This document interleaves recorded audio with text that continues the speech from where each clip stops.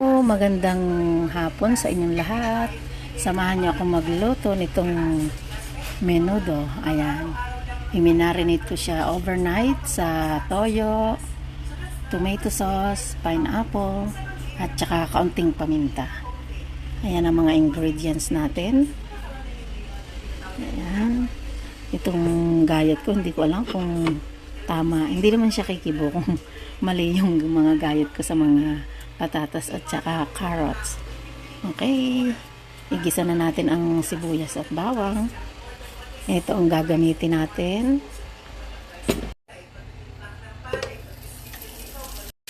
Lagyan natin ang bawang.